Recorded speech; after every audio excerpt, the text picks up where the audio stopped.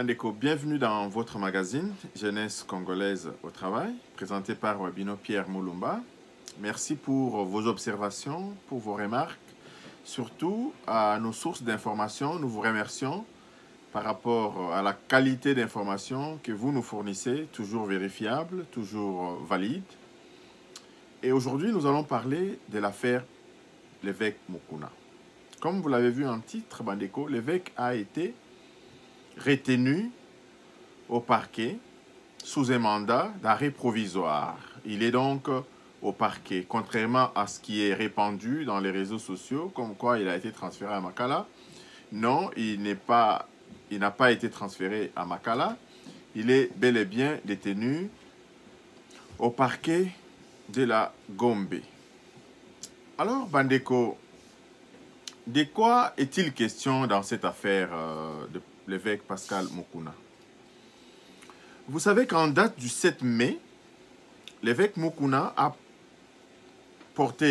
fait une dénonciation auprès de notre justice par rapport à cette gestion, une mégestion aussi catastrophique de 18 ans de M. Joseph Kabila, qui est venu en botte de pluie, qui aujourd'hui se transforme en milliardaire qui veut coiffer tous les Congolais. Vous n'avez qu'à voir comment nos compatriotes vont s'incliner comme des moutons de panurge à Kingakati. Alors, l'évêque Mukuna a fait une dénonciation contre M. Joseph Kabila. Sa dénonciation était déposée au parquet de la Gombe, au tribunal des grandes instances de la Gombe, le 7 mai. Mais, quelques jours après, 2 jours après, il y a une plainte qui est déposée contre l'évêque Mukuna. La plainte date du 6 mai. Accompagné par un avocat, avec les caméramans de Télé 50, allez-y déjà comprendre comment cette affaire se trame. Mais encore une fois, Bandeko, nous devons être objectifs. S'il est vrai que qui que ce soit même l'évêque Mukuna, s'il est trempé dans ce de quoi il est accusé, il faudra qu'il paye.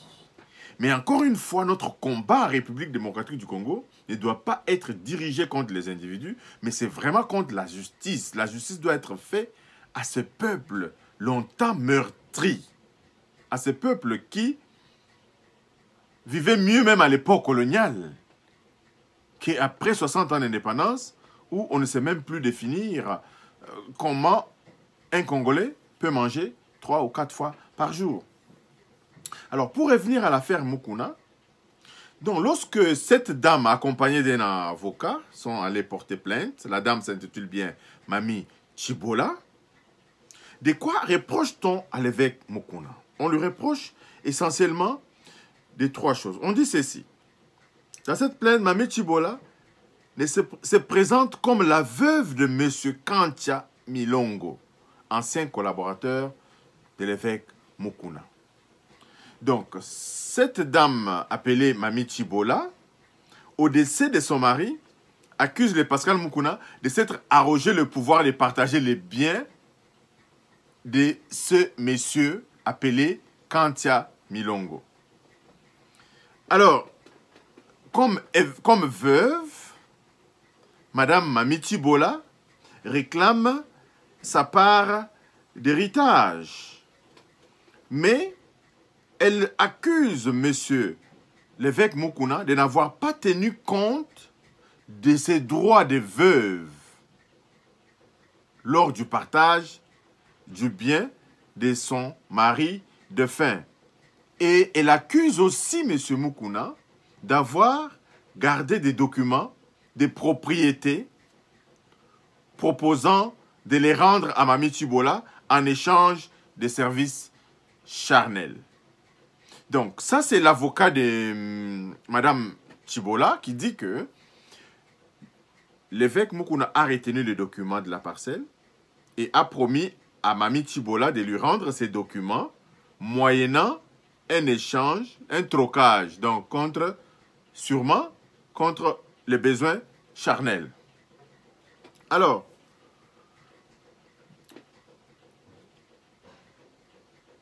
Madame explique ensuite que s'étant rendu dans le bureau de l'évêque Mukuna, elle avait été contrainte d'avoir des relations sexuelles avec lui. Donc, les relations sexuelles avaient eu lieu dans le bureau de l'évêque Mukuna sous la menace d'une arme. Donc, semble-t-il que l'évêque Mukuna avait donc une arme dans son bureau. Et lorsque Mami Mukuna s'est rendue dans son bureau pour, selon cette promesse, l'évêque Mukuna l'a contraint donc de faire des relations sexuelles sous contrainte d'une arme. Cette plainte semble indiquer en outre que la femme de la vidéo sexuelle et Mami Chibola ne font qu'une, puisqu'elle ajoute que Pascal Mukuna l'a exposé au public en exposant mes images qui portent atteinte à ma dignité, bien que le visage de la femme n'apparaisse pas sur la vidéo.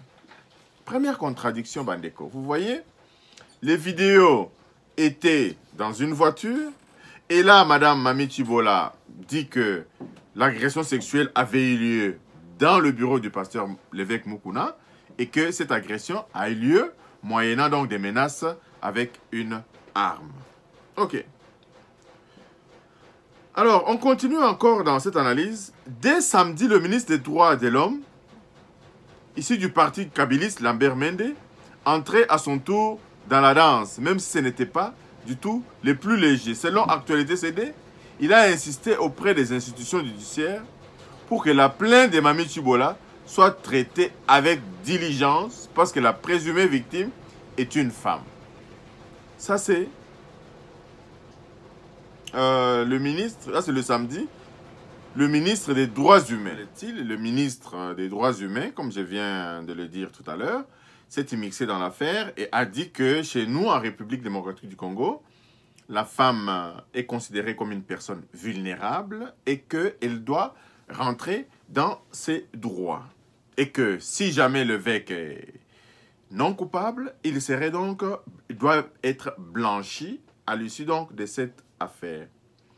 Mais un rebondissement par la suite, il y a eu aussi, dans les médias, nous avons vu une jeune sœur de Mami Chibola qui s'est présentée aussi pour dire que l'évêque l'aurait aussi violée. Donc, dans la même famille, il y a Mami Chibola qui a été violée par l'évêque Mukuna, entre guillemets, et la jeune sœur aussi qui a fait une vidéo qui a circulé dans les médias, comme quoi l'évêque aussi l'avait violée. Mais en même temps que Mami Chibola se réclame comme étant la veuve de M. Kantia, dont je venais de vous parler tout à l'heure, il y a eu la fille aînée de M. Kantia, qui est sorti dans les médias, selon l'agence de presse APA, la fille du défunt, dont l'héritage était attendu par Mami Chibola, a à son tour réagi à l'affaire. La fille de défunt, M. Kantia, s'appelle Julienne Kapinga. Julienne Kapinga, à son tour, a nié connaître Mami Chibola. Donc, Julienne Kapinga dit que Mami Chibola n'avait jamais été l'épouse de son père. Alors, la famille n'a jamais entendu son nom du vivant du père décédé, dit-elle, ni même aux funérailles de ces derniers, et de produire à l'appui de ces dires l'acte de mariage du défunt avec sa mère, qui n'est pas Mami Chibola. Donc, Bandeko, je ne sais pas si vous voyez ce qui s'est passé, cette chaîne.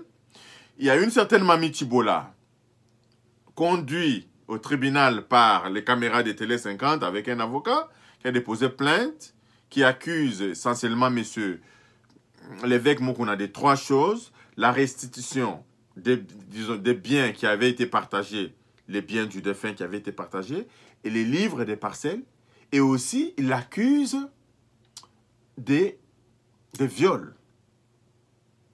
Et en même temps, elle dit que ces viols avaient eu lieu dans le bureau de l'évêque Mukuna. Mais les photos qui circulent, les vidéos qui circulent, ce sont des vidéos qui montrent un viol qui se serait passé, semble-t-il, dans une voiture. Et le lundi passé, lundi 11, le jour que Ndegonabiso, le prévenu Kamere, comparaissait, Jourango, mon ami Simoko, Ayeko Bima Julienne Kapinga, qui s'est dit fille aînée de M. Kantia, du défunt Kantia, qui dit qu'elle ne reconnaît même pas Mami Chibola comme étant sa mère, comme même pas comme étant une des épouses de son défunt père. Et Julienne Kapinga a même montré les certificats de mariage de son père et de sa mère, qui n'étaient pas, bien évidemment, Mami Chibola. Alors ensuite, Bandeko, Julienne Kapinga Kantia exige un test ADN de ces derniers, assurant que s'il est réellement le fils de feu Kantia, ça c'est Mami Chibola, il dit que c'est réellement la fille si Julienne, ça c'est Mami Chibola, il dit que si réellement Julienne Kapinga est la fille de M. Kantia, elle doit exiger donc le test ADN. Il sera intégré à la liste des héritiers. Selon l'agence APA, le défunt ne possédait qu'une seule parcelle et avait confié à Pasteur Mukuna le livret des propriétés lorsqu'il est tombé malade après son décès. Son supérieur avait rendu le document de propriété à la famille. Donc, ici, il y a Mami Chibola qui demande maintenant l'ADN de Julienne Kapinga. Julienne Kapinga qui est considérée comme la fille de l'évêque, plutôt la fille de Kantia, qui est le proche collaborateur de l'évêque Mukuna décédé. Donc, vous voyez, Bandeko, dans cette affaire, il y a de la mer à boire qui dit la vérité. Mais comme l'affaire est entre les mains de la justice, les avocats de l'évêque Mukuna, qui avait été interrogé aujourd'hui par Casse Info, dans un média en ligne, Casse Info, ils disent que normalement, le dossier est vide. Le dossier est vide. Il y a des vidéos qui ne sont même pas certifiées. La justice congolaise ne prenant pas des vidéos comme des preuves tangibles, parce que les vidéos, comme vous le savez, Bandeko, même à Wanapoto, pour bandi ma vidéo, il faut que la vidéo soit certifiée. Pour ceux qui montent les vidéos, ils savent que on peut faire plusieurs montages, plusieurs manipulations avec une vidéo, une photo. On peut donc faire montage. Donc, il faudra des institutions spécialisées pour pouvoir bel et bien certifier les différentes séquences de cette vidéo-là. Je ne pense pas qu'à Kinshasa, il y a encore des machines pouvant attester, sinon certifier des vidéos pour dire qu'elles sont vraies ou elles sont bel et bien et proviennent des montages. Mais pour des monteurs spécialisés, si jamais la justice pouvait recourir à un monteur spécialisé, il peut arriver à détecter si les vidéos de Madame Chibola sont authentiques ou pas. C'est l'une des raisons pour laquelle, Bandeko, cette affaire, le pasteur Mukuna va passer la nuit au parquet. D'abord, l'audition a commencé à 16 h. Déjà, pour les avocats, ils étaient inquiets. Comment est-ce qu'une audition commence à 16 h? Et lorsque cette audition a pris beaucoup de temps, déjà, les avocats s'inquiétaient que, généralement, quand c'est comme ça, l'audition ne pourra pas se terminer. L'affaire pourra être renvoyée au jour suivant. Mais parce que l'affaire est renvoyée au jour suivant, c'est ainsi qu'ils ont gardé l'évêque Mukuna en détention au parquet. Sûrement qu'il y aura donc un développement de cette situation d'ici la journée de demain. Donc, qui vivra, verra. Encore une fois, Bandeko, il n'y a pas matière à polémiquer ici, ou matière à faire des connexions entre Kabila, Kamere, Félix Tshisekedi dans cette histoire. Dans cette histoire, nous sommes en train de lutter en tant que Congolais que nous ayons une justice indépendante. Et cette justice indépendante devra rendre des arrêts qui puissent vraiment remettre chacun à sa place. S'il est vrai que l'évêque Mukuna est coupable dans cette affaire, il le payera. Mais s'il est vrai que c'est une manipulation, je pense que tous ceux qui ont monté cette manipulation devront aussi répondre de leur manipulation. Quand nous connaissons, Bandeko, que nous sommes dans un pays où les montages et les mensonges se sont érigés en méthode de gouvernement, nous ne pouvons pas nous étonner aussi que cette histoire de l'évêque Mukuna soit un montage. Et vous allez voir aussi la légèreté de nous, citoyens congolais. On fait la connexion entre Mukuna et Kabila. Mais aujourd'hui, tous ceux qui décrient la gestion de Kabila ne peuvent pas se substituer à Mukuna pour continuer les combats de Mukuna. Tous ceux qui accusent Mukuna de légèreté, des vidéos, dire qu'il a fait effectivement ces viols-là, etc., prennent cela comme un argument contre ce que Mukuna est en train de faire par rapport à Kabila. Mukuna est en train de porter des accusations vraies sur Kabila. Kabila a tué dans notre pays. Kabila a fait une mégestion indescriptible dans notre pays. Et c'est ce que Mukuna dénonce. Aujourd'hui, personne ne répond véritablement aux accusations de Mukuna contre Kabila. Et comme ils savent que les Congolais sont distraits, ils sont plus dans le sensationnel. Alors ils ont sorti des vidéos pour distraire encore davantage notre attention. Encore une fois, Bandeko, restons vigilants pour que la justice soit faite dans cette affaire. Et si les arrêts seront rendus, nous ne pouvons qu'appuyer notre justice. Parce qu'aujourd'hui, Bandeko, contrairement à ce qui s'est dit, la justice n'est pas manipulée. Personne des politiciens n'ose encore prendre son téléphone pour n'accompagner un magistrat. Ils se font peut-être par rapport à la connaissance de Nabango Bazalaka, mais par rapport à couper sa injonction, Makambouana, ici et Sili, et aussi la Pelibela. On est parti pour mettre fin à ce népotisme pour toujours. Ici aussi, Bandeko, un autre sujet pour lequel nous voulons aussi parler dans cette vidéo, c'est l'affaire de Konabiso, ministre et à communication. Il y a des choses graves qui se passent dans notre pays. Tu ne peux pas percevoir le salaire des Congolais et osali kosala musala oyo ba Congolais ba pesioté. C'est de la malhonnêteté. C'est de la malhonnêteté. Ministre et à communication, il y a des problèmes dans notre pays et le ministre n'informe pas les Congolais. On parle de cette histoire des militaires zambiens qui ont occupé certains de nos territoires là-bas dans les Tanganyika, à Moba, etc. Mais nous avons des brides d'informations dans des médias de gauche à droite. Mais les voix autorisées pour informer les Congolais sur ce qui se passe dans notre pays, le ministre de la Communication est totalement muet. Le ministre de l'Intérieur est aussi muet par rapport à cette affaire. Les Congolais ont le droit à l'information sur ce qui se passe dans notre pays. Il y a encore des bruits de bottes là-bas, en Ituri. Nous ne sommes pas informés de ce qui se passe. Le Conseil des ministres a des communiqués laconiques, comme quoi une calme relative. Qu'est-ce que vous entendez par une calme relative? Que voulez-vous que le peuple congolais comprenne par une calme relative règne sur toute l'étendue de la République démocratique du Congo? Et dans tous les conseils des ministres, il y a toujours cette fameuse phrase de M. Jolino, une calme relative règne sur toute l'étendue de la République démocratique du Congo. Est-ce que le Congolais ne peut pas vaquer en toute quiétude sur son territoire? Est-ce qu'on devrait se contenter d'un calme relatif qui règne sous l'étendue de la République?